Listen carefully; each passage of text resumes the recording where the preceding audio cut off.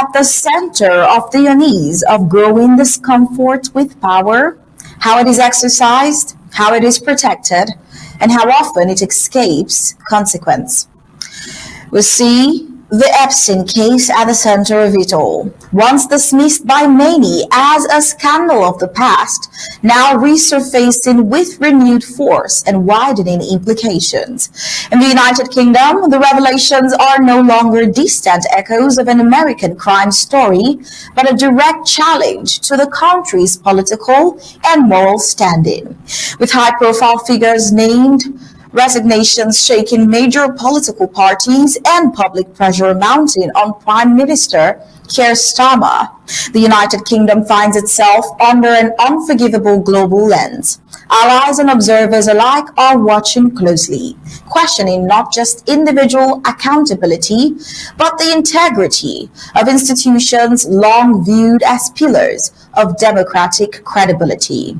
The reported concern from Prince William and Catherine, Princess of Wales, underscores just how deeply these revelations cut, reaching beyond party politics into the symbolic heart of British leadership. In a world already skeptical of elite power, the Epstein network continues to reinforce a troubling narrative that influence often shields wrongdoing, and justice arrives late, if at all. For the United Kingdom, this moment is about more than reputational damage. It is more about whether transparency can still prevail where privilege has historically softened scrutiny and security. Now, across the Atlantic, we see America's biggest cultural spectacle, the Super Bowl. It has unexpectedly joined the global conversation on power, identity, and national definition. What was framed by its performers as a celebration of culture and unity has instead ignited outrage from President Donald Trump, who labeled Bad Bunny's halftime performance as one of the worst ever and an affront to the greatness of America. His reaction has reopened long-standing debates about who gets to represent a nation, whose culture is deemed acceptable on national stages, and whether inclusion itself is now being treated as provocation. As politics, culture, and public morality collide across continents, we see a question that lingers uncomfortably in the air. Why does President Trump view Bad Bunny's performance, rooted in heritage, language, and symbolism, as not just disagreeable, but as a threat to patriotism in America? Well, welcome to the Flash News. I'm Star Smart. Let's get to it.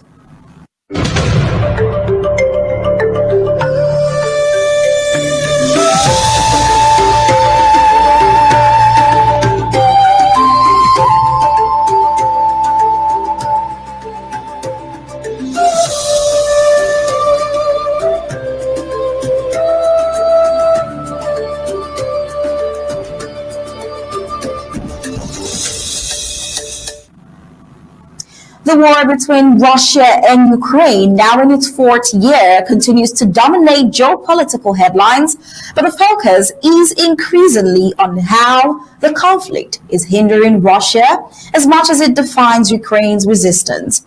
Originally launched by Moscow in February 2022 with the goal of seizing Ukrainian territory and reshaping the post-Cold War order in Europe, the invasion has instead become a protracted war of attrition, with heavy cost on both sides. For Russia, a combination of Western sanctions, trade restrictions, and economic isolation seems to be pushing the economy towards stagnation. Sanctions imposed by the EU and allied nations since 2022, targeting Russian banks, technology goods, energy exports, and even crude oil shipments, have just been extended for another 6 months in a show of continued pressure on Moscow's financial system.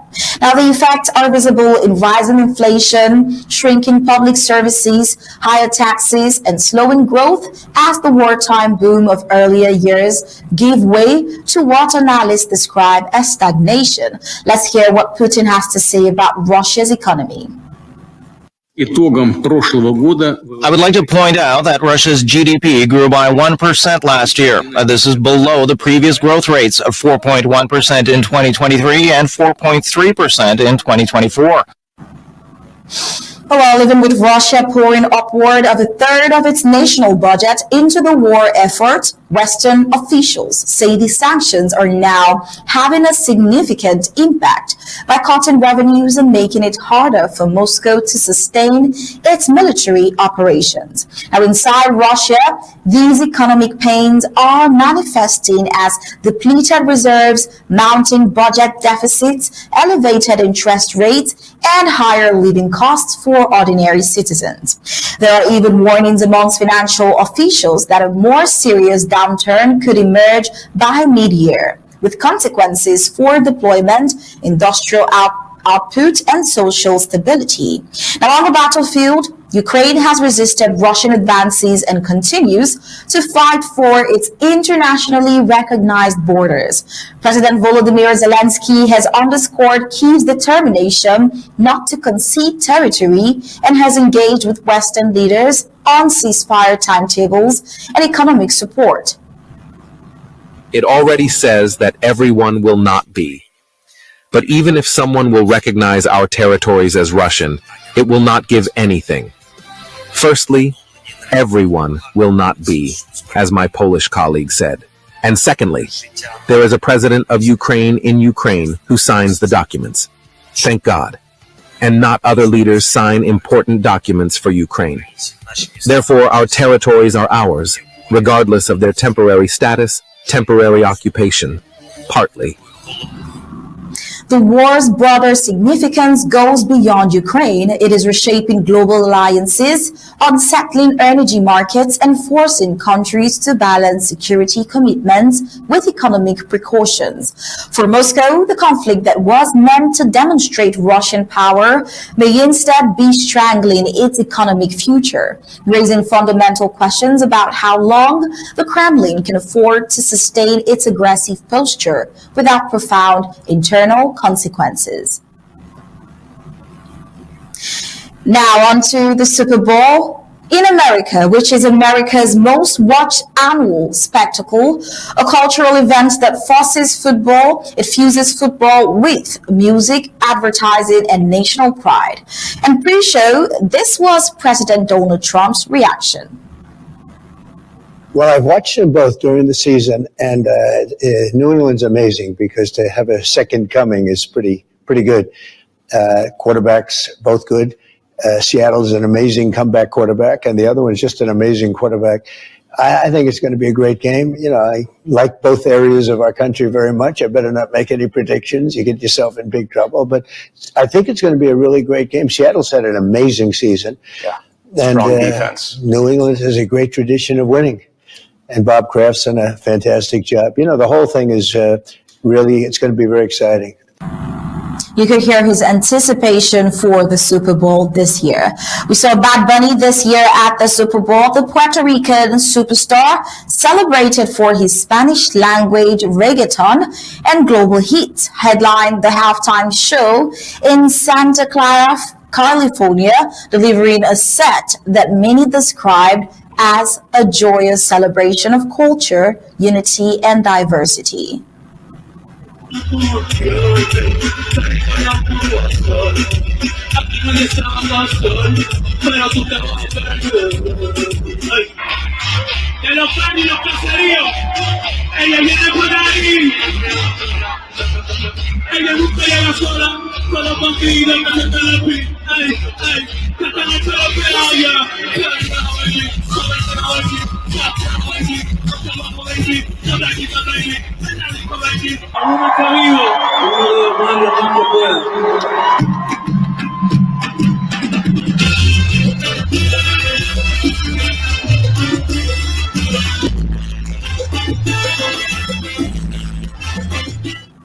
Now, a good number of the crowd's reaction could be seen in this reporter's remark. Let's take a look. You see my shirt? It says, I'm just here for Benito Bowl.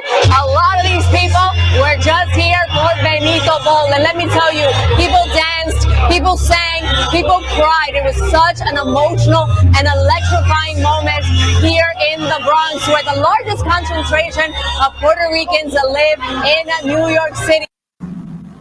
As a lot of Spanish-speaking people came for Benito, that is also the same reason non-Spanish-speaking folks turned out during and also tuned out during Bad Bunny's performance, because they couldn't understand his songs as they were all in Espanol. Well, from visuals of traditional sugarcane carts to high-energy choreography and performances with Lady Gaga, as you saw, and Ricky Martin, Bad Bunny's show was intentionally festive and symbolic, closing with a message of inclusivity, international flags, and a football bearing the words, "Together we are America." But then, of course, President Donald Trump had to react quickly to that.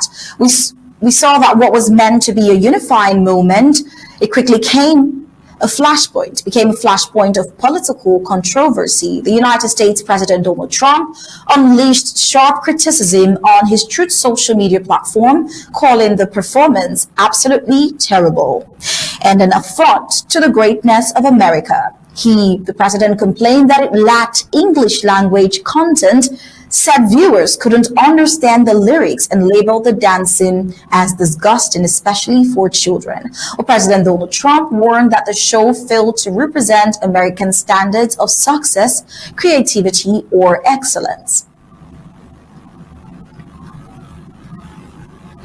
Well, now, after looking at President Donald Trump's reaction amongst some other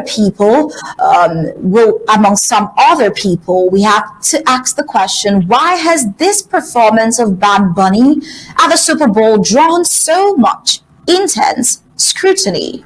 We see Trump's attack tap into broader culture war themes, skepticism about multiculturalism, language politics, and national identity.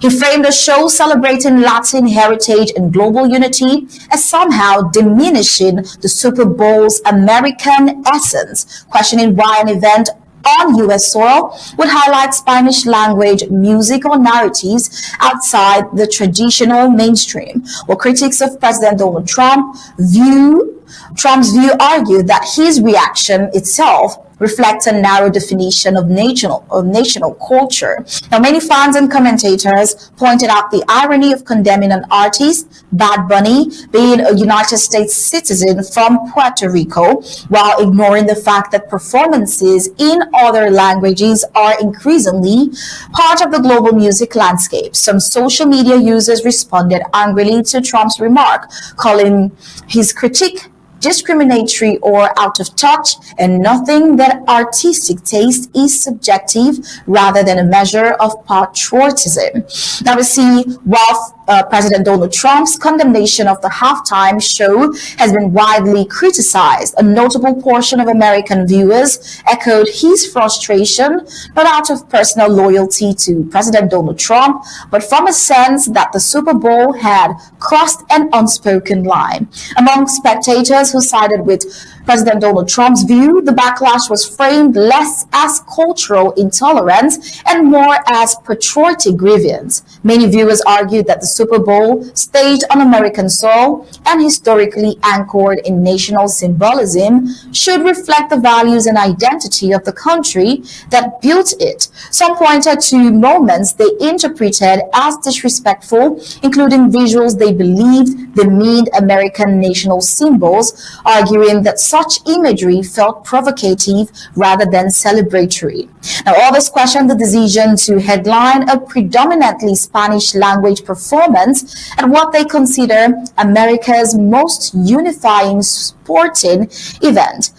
This isn't racism, said a wide range of spectators, it is about context. Just as Americans wouldn't expect a Russian language performance at the Super Bowl, many felt alienated by a show they could not understand. To these critics, incomprehension translated into exclusion, a feeling that the event no longer spoke to its core audience, Americans. There was also anger directed at the NFL itself, with some viewers accusing the league of prioritizing political messaging over entertainment. The choice of Bad Bunny was interpreted as another example of what they described as woke signaling, an attempt to redefine national platforms in ways that disregard traditional expectations. And for these viewers, the halftime show was not about diversity, but about displacement, the sense that American culture was being sidelined rather than expanded. Some went further, accusing Bad Bunny of being dismissive towards American patriotism, citing reports and perceptions where he had shown indifference during the national anthem in the past and also burning the American flag. And now in this framing, we see Trump's outrage resonated not as an attack on culture, but as a defense of what these spectators believe the Super Bowl is meant to represent. And from this perspective, we could see Trump's reaction becoming less about music and more about identity, ownership, and symbolism. Who gets to define America on its biggest stage, and whether national celebration should ever feel foreign to the very audience it claims to unite. Now, if the Super Bowl has long functioned as an informal national ritual, should Americans be faulted for expecting to see themselves reflected in it?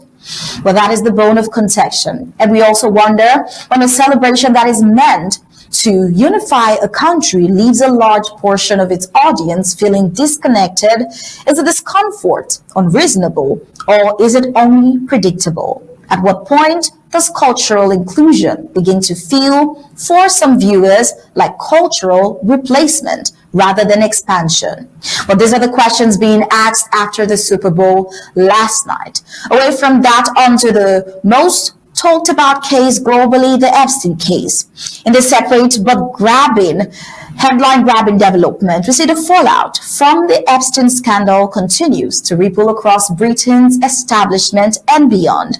Palace officials have confirmed that Prince William and Catherine, Princess of Wales, are deeply concerned by newly emerging details tied to the Jeffrey Epstein network, a web of associations, allegations, and figures that has ensnared political elites for years. The latest revelations have provoked political shockwaves in the United Kingdom, with resignations within the Labour Party and mounting pressure on Prime Minister Keir Starmer from both his conservative opponents and members of his own party, the Labour Party. Now, top officials have called for accountability and transparency as more information comes to light about the social and political circles linked to Epstein's activities.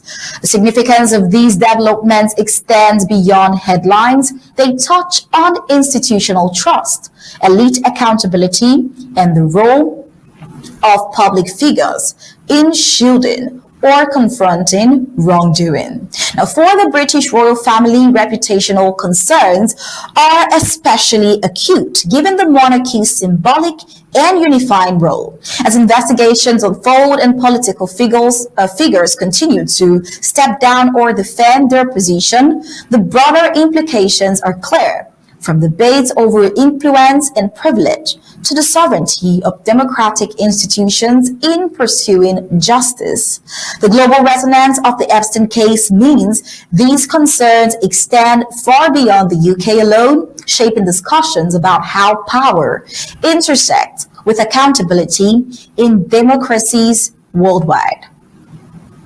Now, on other snippets around the globe, we see the sentencing of Jimmy Lai, Hong Kong's most prominent pro-democracy media figure, has become one of the starkest symbols yet of the city's shrinking freedoms under Beijing's rule. We see on Monday today, a Hong Kong court handed the 58-year-old founder of Apple Daily a 20-year prison sentence for national security offenses, a decision widely condemned by international rights groups and Western governments. Lai, a British citizen, was found guilty of conspiring with foreign forces and publishing what authorities described as seditious material through his now defunct newspaper. One of Hong Kong's loudest pro-democracy voices. Judges said the sentence reflected the grave seriousness of his actions, though 2 years will overlap with an existing sentence, leaving him to serve an additional 18 years behind bars. Human rights organizations have described the punishment as effectively a life sentence, given Lai's age and health.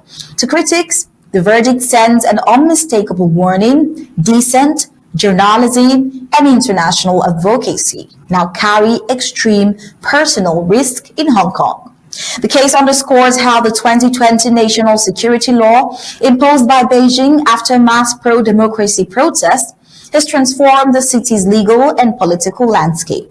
Once regarded as a global hub for free press and open debate, Hong Kong has seen newsrooms shut down, journalists arrested, and civil society dismantled at speed.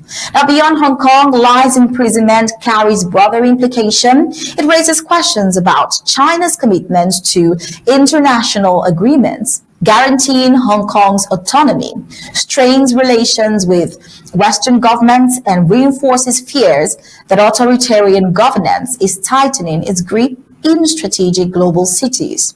For press freedom advocates, the message is chilling that journalism itself is increasingly being treated as a major crime. And in Japan, we see attention has turned where markets surged to record highs following a historic election landslide for the conservative bloc led by Prime Minister Sanae Takaichi.